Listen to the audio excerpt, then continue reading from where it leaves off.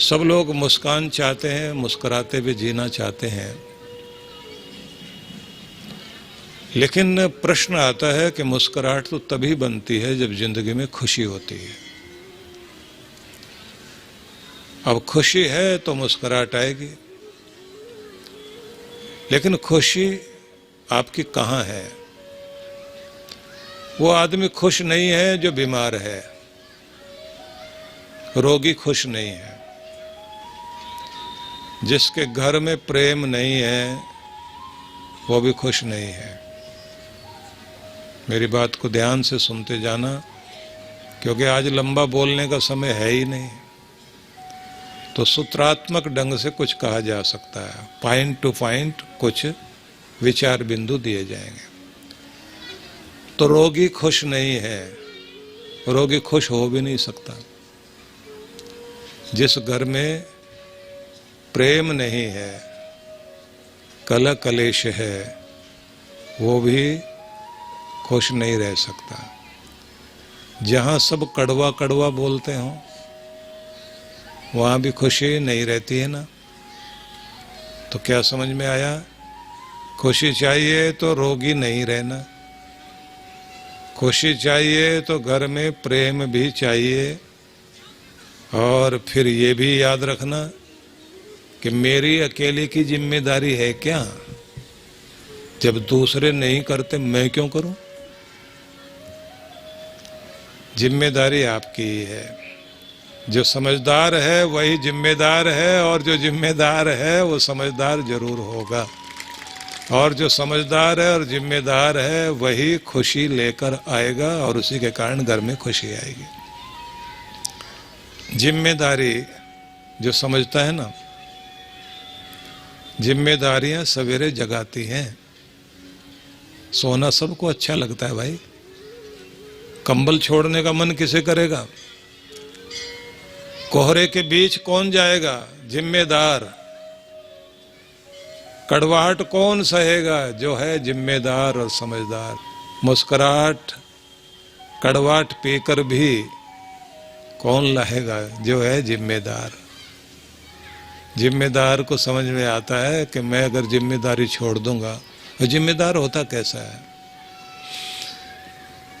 पूरे घर में वो जो पिलर है जिस पर छत टिकी है ना, बस वो जिम्मेदार है। किसी दिन वो पिलर कट गया, छत गिरी और घर टूट गया। अभी मुझे आमंत्रित किया गया अंतर्राष्ट्रीय स्तर पर कार्य करने वाली एक संस्था, जो अक्षरधाम जिनका बना हुआ है, प्रमुख स्वामी महाराज का शताब्दी समारोह था। तो भारत के अनेक संतों को उन्होंने आमंत्रित किया था। 80,000 कार्यकर्ता वहां के व्यवस्था करने में लगे हुए थे। मजे की बात थी, कोई डॉक्टर, कोई इंजीनियर। नीचे जो टाइल बिछी हुई थी वो सब उन्होंने ही लगाई थी। 1.5 करोड़ से भी ज्यादा के लगभग की टाइल बिछाई हुई थी नीचे, और 600 एकड़ भूमि में उन लोगों ने कार्यक्रम किया, जिसमें प्रधानमंत्री भी गए। एक नगर बसाया हुआ था उन्होंने। वहाँ के सन्यासी जब वो स्वागत करने के लिए आए तो लेकर हमको सब जगह दिखा रहे थे। तो एक जगह उनके, क्योंकि 13 शो चल रहे थे उनके, एक शो था जिस पर लिखा हुआ था, टूटे हृदय टूटे घर। उत्सुकता हुई, मैंने कहा यहाँ क्या है? तो बोले आप चलें तो हम लोग आपको दिखाएंगे। तो एक फिल्म चल रही थी अंदर, और उसी के साथ कलाकार जीवंत रूप में भी, लाइव भी एक्ट कर रहे थे, जिसमें दिखाया गया कि छोटा छोटा अहंकार, कड़वी कड़वी भाषा, अपना ही मान पसंद करना, दूसरे की बात सुनना नहीं, ऐसा एक घर दिखाया गया। और थोड़ी देर में स्थिति दिखाई गई कि दिल टूट गए सबके, घर छोड़ छोड़ के भाग रहे, इस घर में नहीं रहना, यहाँ हमारी कदर नहीं है। कोई कहता अब कितना करें, यहाँ किसके लिए करें। और देखा सब लोग घर छोड़ के भागना चाहते हैं। फिर एक समझदार आदमी आता है और आकर कहता है कि ये जो घर का बूढ़ा है ये किसके लिए जी रहा है, इसने किसके लिए सैक्रिफाइस किया। इस मां की तरफ देखिए, इसकी प्रार्थनाएं किसके लिए है। ये बुरी है क्या? बच्चे कहते नहीं मां बहुत अच्छी है, पिता बोले अच्छा है। वो कड़वा क्यों बोलता है? हमें अच्छा देखना चाहता है। और फिर धीरे धीरे ये भाई बड़ा छोटे को क्यों डांटता है? चाहता है कि भाई अच्छा हो जाए। ये बहू सास को कड़वी दवाई, करेले का जूस पिला रही, क्यों? सास कहती है रोज कड़वी चीज ला के रख देती है, उबला हुआ खाना, ये मैं क्यों खाऊं? तो फिर वो समझदार आदमी कहता है क्योंकि ये अपनी सास को बीमार नहीं देखना चाहती। डॉक्टर ने कह दिया है कि मैंने दवाई से ब्लड प्रेशर को कंट्रोल करा दिया, लेकिन सदा रखना है, शुगर भी ठीक रहे, तो ये लेते रहना पड़ेगा और जिम्मेदारी मेरी लगाई गई, बहू की लगाई गई।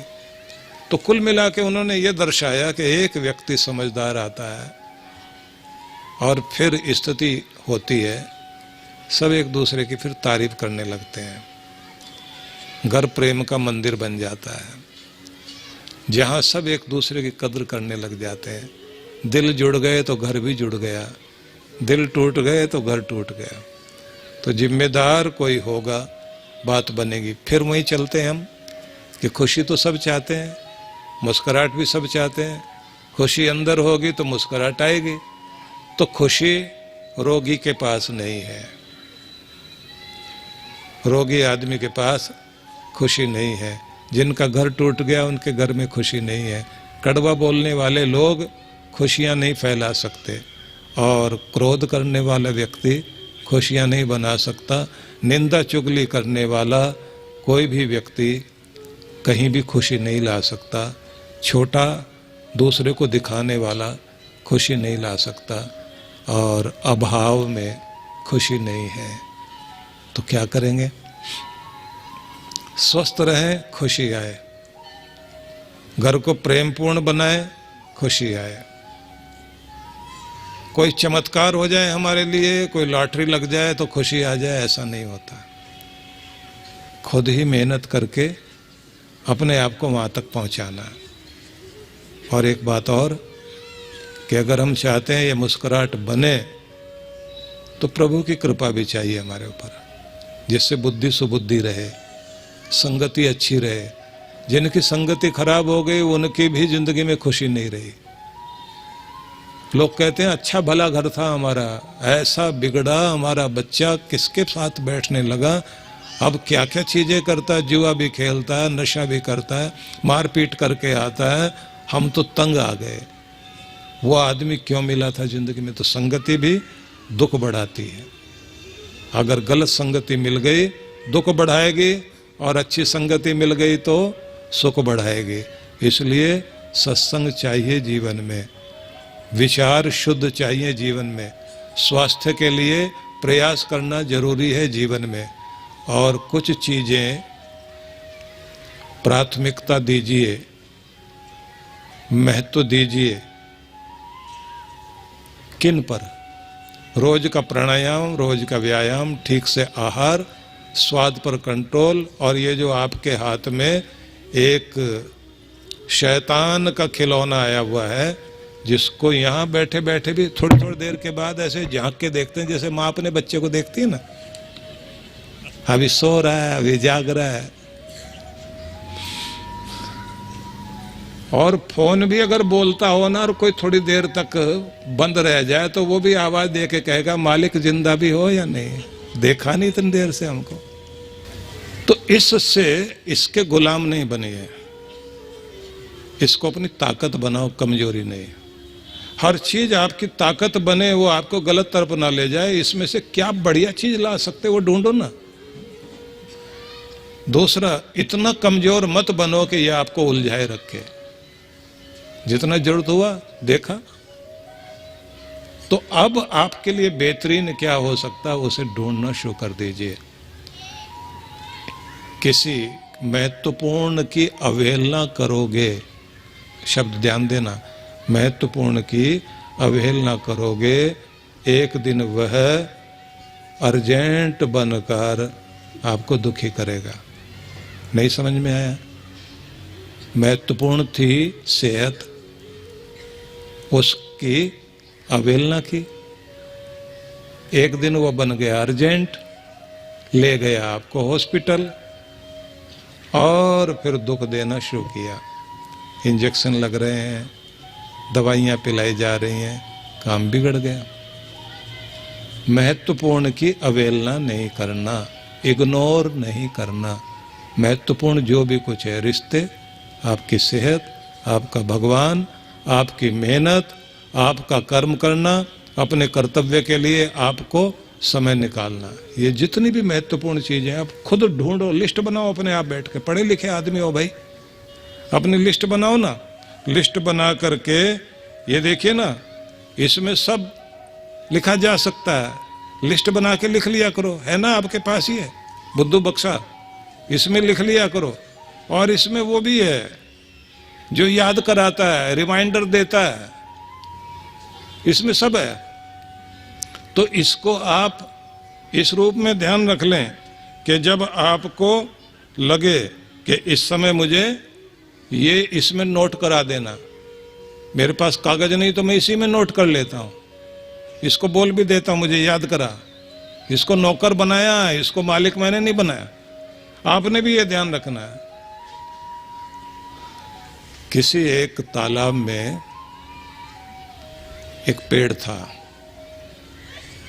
उसके चारों तरफ मिट्टी पड़ी हुई और उसके जड़ों में कीड़ों ने एक कॉलोनी बना ली। पानी ऊपर तक भरा रहता था। एक दिन सारे कीड़ों ने मिलकर के कहा कि यहां से रेंगता रेंगता कोई भी कीड़ा ऊपर जाता है, जहां रोशनी दिखाई देती है वहां चला जाता है, फिर लौट के नहीं आता। तो उस पार है क्या, देखना चाहिए।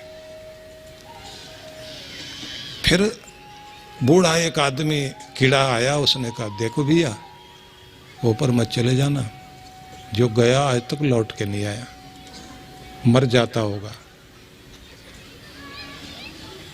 फिर एक दिन ऐसा कोई नए साल का फंक्शन हो रहा होगा, तो सारे इकट्ठे थे, तो एक ने कहा कोई हिम्मत वाला ऐसा है उधर जाके बताए कि वहां है क्या, लौट के आए और हमें पता लगे कि वहां ऊपर क्या है। तो एक जवान सा बहादुर था, रोज एक्सरसाइज करता होगा, जिम जाता होगा कीड़ा, वो आया, उसने कहा कि मैं चला जाता हूँ। माँ बाप बोले बेटा एक बात का ध्यान रखना, लौट के जरूर आना, हम तो तेरे लिए तो प्रार्थना करते हैं। उसने कहा मैं लौट के आऊँगा, जरूर आऊँगा। दोस्तों ने भी कहा लौट के जरूर आना, तेरे साथ ताश खेलेंगे बैठ के। और चला गया। ऊपर सरकते सरकते गया, चढ़ता गया ऊपर, सूरज की किरणें उसके ऊपर पड़ी, ताजी हवा उसको लगी। नीचे उसने देखा पानी भरा हुआ, ऊपर तो खुला आकाश है और ऐसे रेंगता रहा रेंगता रहा रेंगता रहा, हवा लगती रही, सूरज की किरणें पड़ती रही। उसके अंदर से पंख निकल आए। पंख निकल आए तो अब वो पंखों को हिलाता है, हिलाते हिलाते उसने उड़ना शुरू किया और फिर पूरे तालाब के चारों तरफ चक्कर काटे उसने। उसने कहा बहुत मजा आ रहा है। फिर थोड़ा आसमान में उड़ा, फिर पेड़ के ऊपर जाके बैठा, फिर आकर के फिर उसी पेड़ के तने के साथ सरकता हुआ पानी के पास आया और सोचने लगा बिरादरी को बताऊं क्या जा करके। मन में आया कि ये पंख चले जाएंगे, डूब के मर जाएंगे, वापस तो जाना चाहिए नहीं। फिर सोचने लगा, वो लोग बहुत डराते थे मुझे, ऊपर नहीं जाना, मर जाएगा। और वो जो लौट के वापस नहीं गए, वो उनका क्या हुआ? बोले लगता है वो भी ऐसे पंख निकले होंगे, ऐसे उड़े होंगे। और उनके दोस्त जो है, जो रोक रहे थे, मरेगा तो ऊपर जा कर के नहीं जाना, तो वो भी सब के सब जो है इस समय वैसी महफिल सजा के बैठे होंगे, ताशवास खेल रहे होंगे। अच्छा हुआ कि मैं बाहर आ गया, और वापस अगर उन्हीं कीड़ों की बिरादरी में जाना है तो फिर आसमान की ऊंचाइयां नहीं देख सकूंगा। फिर उसने कहा मैसेज देना चाहिए। अब फोन वोन तो था नहीं बेचारे के पास, तो उसने वहीं से बैठ के कहा कि जिसने वो जो कीचड़ वाली कॉलोनी से ऊपर उठना है, सबसे पहले तो उसे अपना डर जीतना पड़ेगा, बाहर निकलने की कोशिश करनी पड़ेगी, एफर्ट कुछ करना पड़ेगा, पंख अपने आप निकलेंगे, उड़ान भरने का मौका आएगा। पहले अपने डर को जीतो, और तुम्हारी सहायता करने के लिए वो तो आने वाले नहीं हैं जो नीचे बैठे हैं। तुम्हारी सहायता तुम ही करोगे। अगर तुम मजबूत हो गए, शक्तिशाली अपनी भी सहायता करता है, दूसरों की भी सहायता करता है, और तुम बाहर आ गए हो तो प्रार्थना जरूर करो उनके लिए।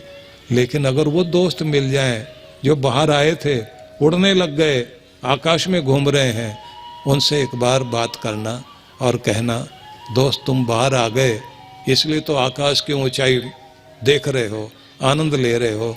कितने लोग हैं जीवन में बड़े सपने देखते हैं, ऊपर उठना चाहते हैं, डर के कारण पता नहीं कुछ और ना हो जाए, वो वहीं पड़े रह जाते हैं। अच्छा हुआ कि हम डर को जीत बैठे, कुछ एफर्ट किया और जिंदगी दांव पर लगाने के लिए तैयार हो गए।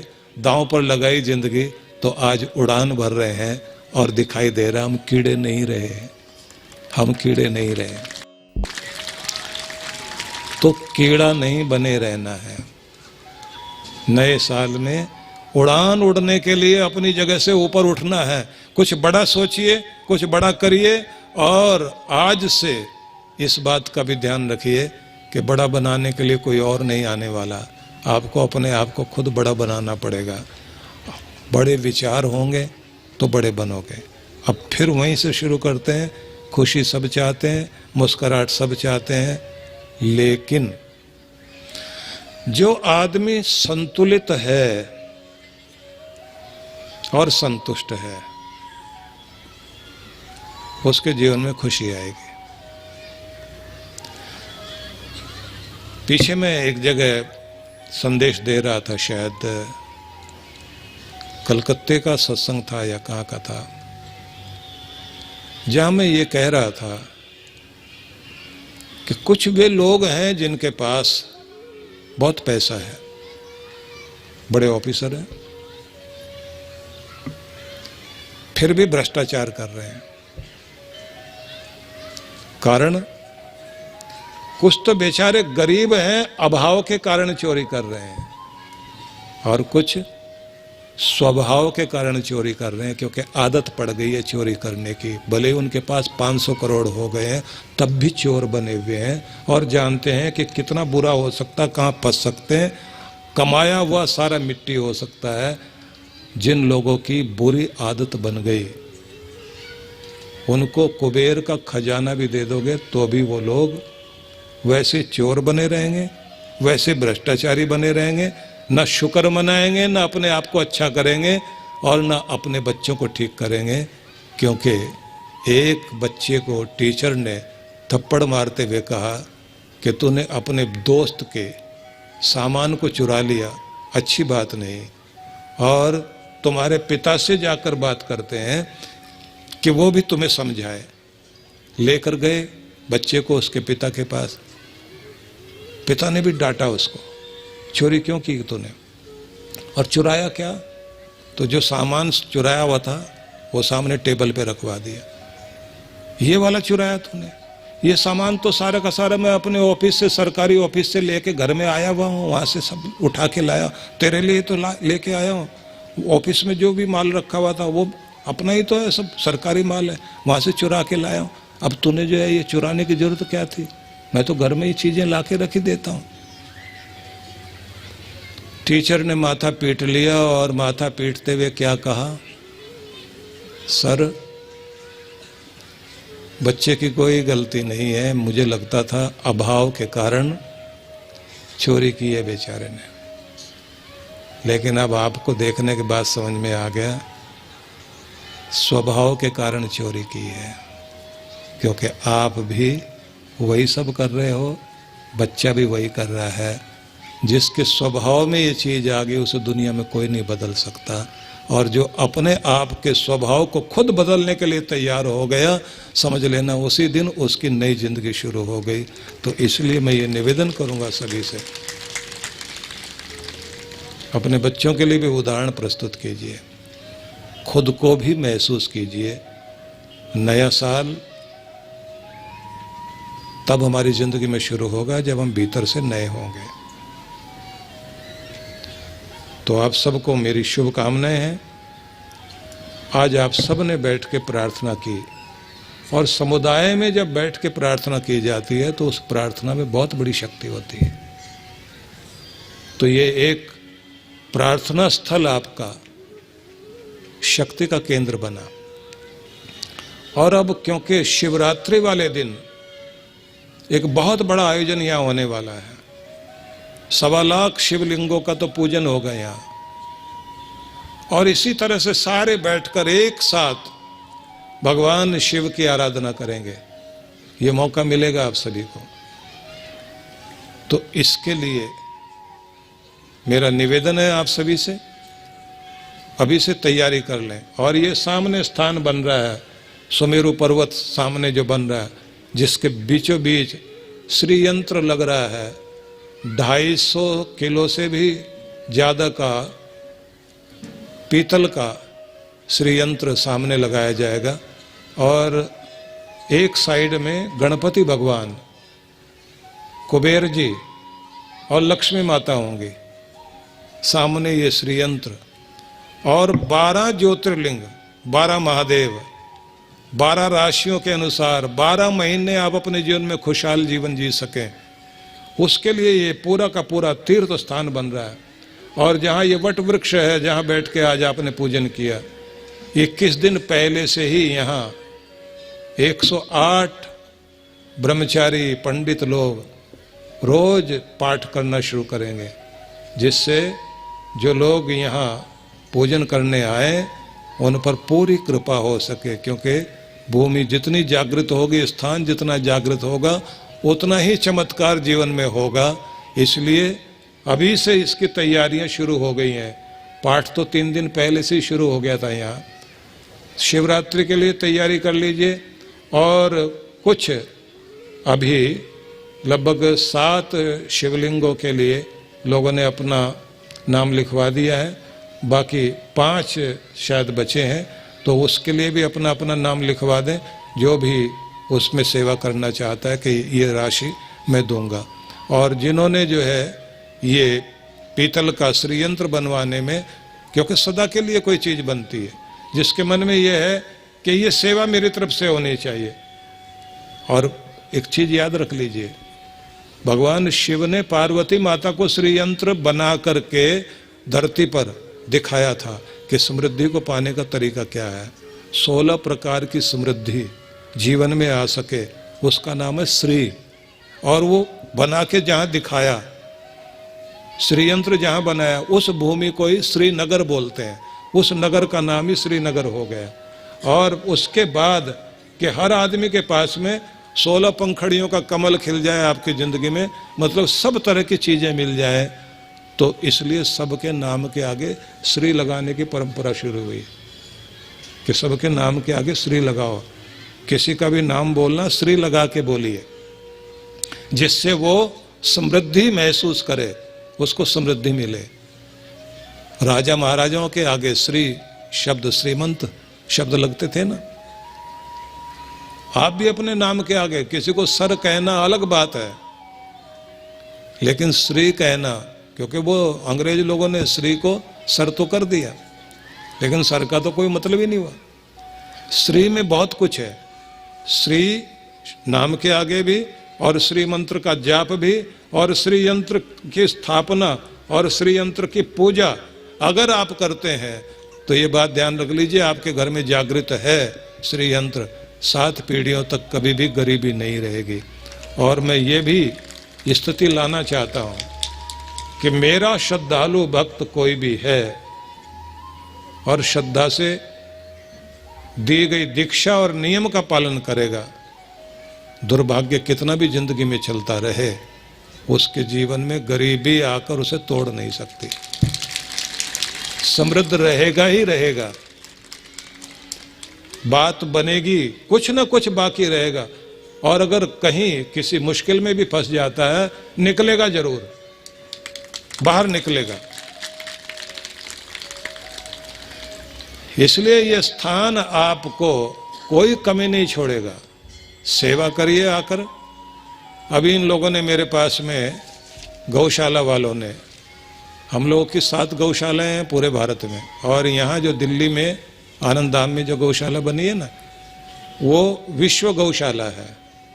उसमें भारत की सारी नस्लों की गौएं तो हैं, पर विश्व की गौशाला इसलिए कही जाती है क्योंकि सभी देशों की गौओं को भी रखा गया।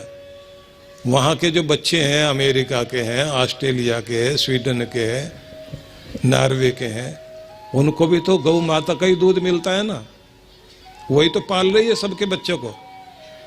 तो सारे विश्व भर की गौओं को यहाँ रख करके विश्व गौशाला बनाई गई, जबकि हर प्रदेश में जहाँ जहाँ भी हमारे गौशालाएं बनी हैं वहाँ उसी प्रदेश की गौएं रखी गई हैं। अब इन्होंने मुझे आके ये दिखाया, बोले वो जो गौशाला के ऊपर ये टीन लगी हुई थी, ये गल गई है। मैंने पूछा फिर मैं क्या करूं? बोले इनको बताओ ना, ये बैठे हुए हैं, जिम्मेदारी निभाएंगे ना, तो जिम्मेदार इनमें जो भी हैं। तो इन्होंने लिख के भेज दिया, इस पे लिखा हुआ ये 2.5 mm की शीट है, जिसको एक शीट लगने का, लंबी शीट पूरी लगेगी तो वो 4000 की है। तो 5 तो मैं ही दे दूंगा, 5 शीट तो मेरे से ले लो, बाकी ये सारे बैठे हुए हैं, अपने आप अपनी जिम्मेदारियां निभा लेंगे।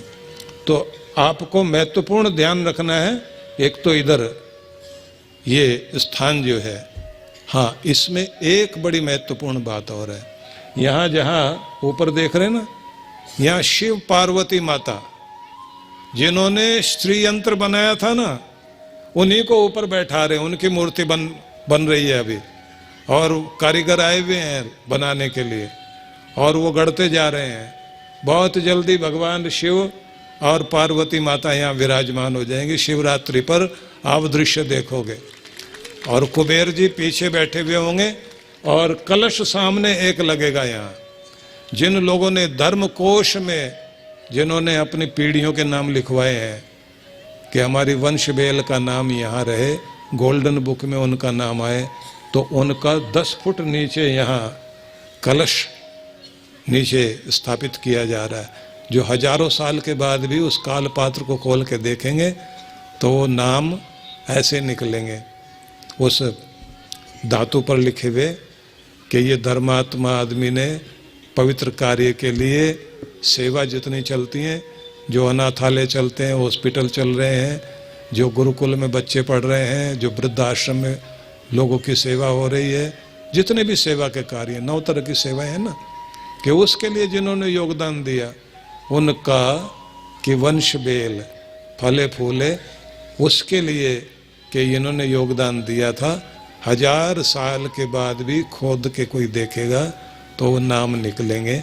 आदमी तो थोड़े टाइम के बाद दुनिया से चला जाता है, लेकिन उसका नाम रहे, और वो भी भगवान की गोद में वहीं पर नाम रहे उसका, तो उसके लिए व्यवस्था बनाई गई है। और एक तरह के दूसरे लोग भी हैं, जिन लोगों ने अपना संकल्प किया हुआ मन में। क्या संकल्प? उसे भी ध्यान से सुन लेना। हर दिन का पहला समय जागते ही हमारा नहीं भगवान का है, जागते ही पहला नाम परमात्मा का मुंह से निकलना चाहिए, पहला दर्शन भगवान का होना चाहिए।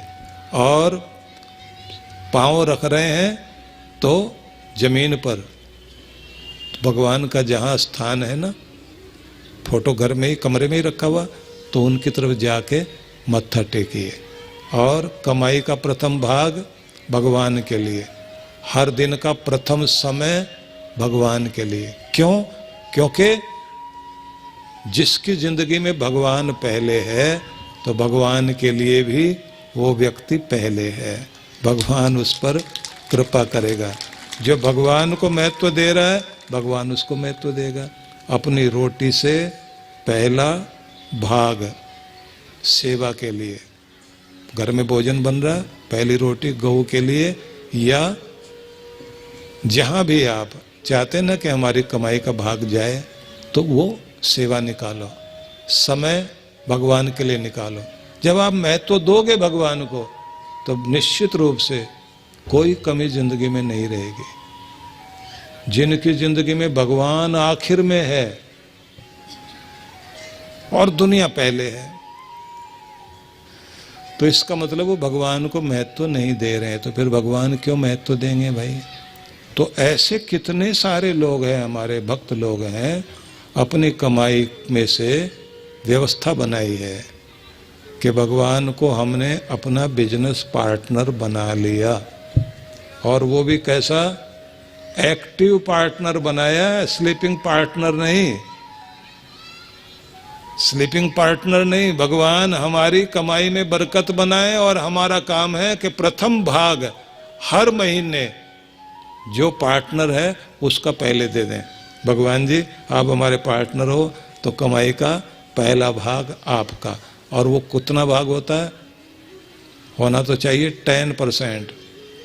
और कलयुग में छूट दी जा रही है, 2% भगवान का अर्पित कर दिया करें। तो इस सेवा को बोलते हैं धर्मादा सेवा। जो इस सेवा को कर रहे हैं उनके लिए जोरदार तालियों से उनका अभिनंदन करिए। धर्मात्मा लोग, रक्षा कवच भगवान ऐसे लोगों के जीवन में बना के रखता है। अगर कभी बुद्धि खराब हुई घर में किसी की, कोई गलती कर बैठा, मुश्किल आ गई और आप अपनी तरफ से धर्म कर्म करते रहे हैं, थोड़े दिनों का संकट तो जरूर रहेगा, लेकिन ध्यान रखना आपकी कमाई, आपका किया हुआ पुण्य उसकी भी रक्षा करेगा, उसको भी निकाल के बाहर लेकर के आएगा। इज्जत बनी रहेगी, गिर भी गई इज्जत फिर से बनेगी, पिछड़ गए फिर से आगे आ जाओगे। इसलिए धर्म को नहीं छोड़ना। लोग कहते हैं ना कि जब तक इस व्यक्ति की माँ बैठी थी, पिता बैठे थे, इसके ऊपर कृपा छाया थी, अब संभल के रहना पड़ेगा क्योंकि अब माता पिता नहीं है सिर पे। माता पिता और गुरु दोनों का रक्षा कवच रहता है, धर्म का रक्षा कवच रहता है। फिर भी मैं ये बात कहूँगा, अगर गुरु आपके जीवन में है और आपकी श्रद्धा गहरी है तो निश्चित रूप से जन्म जन्मांतरों तक भी आपके ऊपर कृपा तो रहेगी रहेगी। बस अपना मंत्र जपें। अब आज आप क्या क्या संकल्प लेंगे? सेहत के लिए व्यायाम प्राणायाम जरूर करेंगे, खान पान अपना अच्छा रखेंगे, टाइम से सोएंगे जागेंगे, खुश रहने की हमेशा कोशिश करेंगे, मुस्कुराहट बनाए रखेंगे, कर्म योगी का जीवन जिएंगे, हाथ फैलाने वाले नहीं बनेंगे, देने वाले दाता बन करके जिएंगे, प्रार्थना करने वाले बनेंगे, गुरु के सच्चे सेवक बनेंगे, अपने देश को और अपने धर्म को महत्व देंगे, अपने बच्चों में अच्छे संस्कार लाने की चेष्टा करेंगे।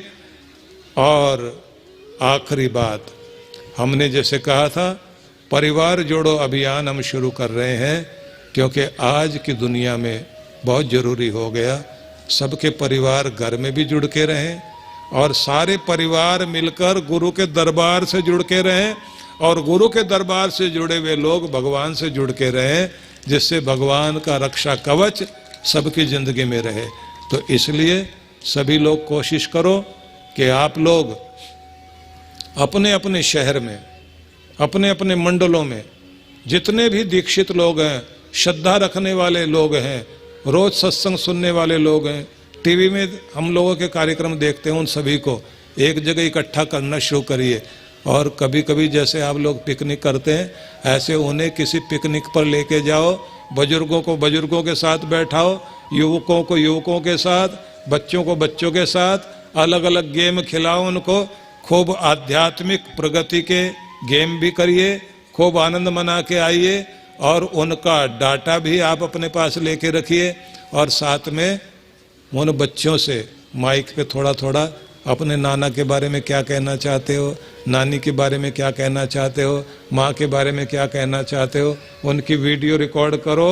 उनके लिए एक वेबसाइट बना देंगे हम लोग, जिससे पूरे स्क्रीन पर आप अपने अपने घर में फ़ोन पे भी देख सकें और दिखाई दे इन बच्चों ने अपने दादाजी के लिए कितनी अच्छी पोएम कही है, किसी ने अच्छे अच्छे बातें कही है, दादाजी का चित्र, और उधर जो है वीडियो बना हुआ बच्चे का भी।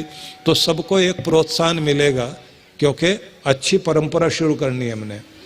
कौन किस तरह से दादाजी का ध्यान रखता है, दादाजी कैसे उनका ध्यान रखते हैं, दादी कैसे ध्यान रखती है, नानी कैसे ध्यान रखती है, माता पिता को आप कैसे ध्यान रखेंगे, माँ बाप आपके लिए क्या करते हैं, आपका फर्ज क्या है, बच्चों से ही बुलवाओ। क्योंकि हम चाहते हैं कि हर एक बच्चा जो है वो भी आपके साथ जुड़ जाए, और फिर वो भी हम करेंगे। आप अपने माँ बाप से क्या चाहते हो, माँ बाप और आपके लिए क्या करें, आप माँ बाप के लिए क्या करोगे, आप एक अच्छे बेटे बनने के लिए क्या करोगे, उन्हीं से बुलवाइए। ये सब कार्यक्रम आपको बना करके हम देंगे, और ये अभियान शुरू हो रहा है, और इस अभियान में भाग तो सबने लेना है। तो अब कितने लोग इसके लिए तैयार हैं, हाथ खड़े करके मुझे बताइए। बहुत अच्छी बात है, एक बार जोरदार तालियों से स्वागत कीजिए। और एक बात और, अपने बच्चों के साथ समय निकाल के बैठना शुरू करो, उनकी बात भी सुनो, अपनी बात भी सुनाओ। माँ बाप में से दोनों में से एक तो बेटे और बेटी के लिए दोस्त बनकर बात किया करे, उसके दिल की बात पता लगे, ये भी पता लगे बच्चा कहाँ जा रहा है, बच्ची कहाँ जा रही है। क्योंकि आज के समय में ये बहुत मुश्किल चीज़ हो गई, बचाए रखना आसान नहीं है भाई। जो बच्चे कभी पीना नहीं चाहते, दोस्त पिलाते हैं, जबरदस्ती ड्रिंक कराते हैं, मेरी तरफ से अपनी कसम दे के पिलाते हैं। एक बार गलत आदत पड़ गई, छूटती नहीं, फिर गलत चीजों की तरफ लेके जाएंगे। कैसे बचना, कैसे क्या करना है। हाँ, एक बात, यहां जो बच्चे आए हुए हैं उन सबसे मैं एक बात कहना चाहता हूं, मेरी बात को ध्यान से सुन ले, चाहे वो टीनेजर हैं, चाहे जवान हैं, या थोड़े छोटे हैं। आपके माँ बाप से बढ़कर आपका दोस्त और आपका अपना कोई नहीं हो सकता। अगर कभी आप किसी छोटी मोटी गलती को करेंगे तो माँ बाप थप्पड़ मारते हैं, आपको डांटते हैं। लेकिन अगर कभी आप कोई बड़ी गलती कर बैठे या कहीं बड़ी मुसीबत में आप फंस गए कोई गलती करके, तो अपने माँ बाप को बता देना, क्योंकि तब वो डांटने नहीं आते, तब वो बचाने आते हैं। उनको ये पता है कि अब इस बच्चे को हमारी ज्यादा जरूरत है, तब वो गले लगा के कहेंगे बेटा तू अकेला नहीं, हम खड़े ना तेरे साथ, क्यों फंस, जहां तू फंस गया है तू नहीं फंसा, हम फंसे हैं, हम निकालेंगे तुम्हें, हम तेरे साथ खड़े हुए हैं। और वो कभी ये भी नहीं कहेंगे तूने ऐसा क्यों किया, तूने ऐसे गलत लोगों के साथ क्यों गया, कुछ भी नहीं बोलेंगे। वो जानते हैं मेरे बच्चे को फंसा लिया गया है, हम साथ में खड़े हैं। अपने माँ बाप से कोई बात छिपाना नहीं। आप देखना, आपके माँ बाप भगवान बन के आपके साथ खड़े हो जाएंगे, देवता बन के साथ खड़े हो जाएंगे। इसलिए अपने माँ बाप से कोई बात छिपाओ नहीं। और एक बात और, रिश्तेदारों को पता लग जाएगा, दोस्तों को पता लग जाएगा, फिर तो मेरी बहुत बेइज्जती होगी। नहीं, आपकी बात माँ बाप किसी को पता लगने ही नहीं देंगे।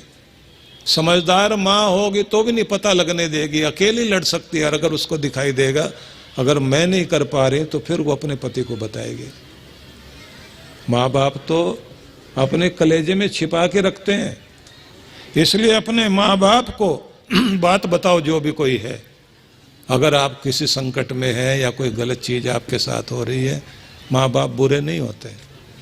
माँ बाप से बढ़ के अपना प्यारा कौन है?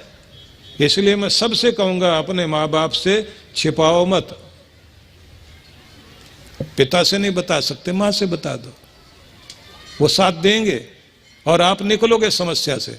तो मेरी इस बात को जरूर आप लोग मान लेना और अपना धर्मादा सेवा, भगवान को अपना बिजनेस पार्टनर सबने बनाना चाहिए। अपनी कमाई का 2% भाग भगवान की राह में लगाना चाहिए। अब ये भी मैं आपको पूछना चाहूँगा, कितने लोग इसके लिए तैयार हैं? भगवान को बिजनेस पार्टनर बनाकर उसकी राह में अपना 2% भाग लगाने के लिए तैयार हैं? हाथ खड़ा करके दिखाइए। अब की बार तो मैं ताली बजाता हूं आपके लिए। अब अगली बात पूछूंगा, भगवान के लिए कम से कम 10 मिनट रोज बैठकर उसकी प्रार्थना और भक्ति करने के लिए कितने लोग तैयार हैं? बहुत अच्छा, अपने लिए ताली बजाइए आप लोग। अब फिर से सुनना, रात को सोते समय आखिरी विचार भगवान का,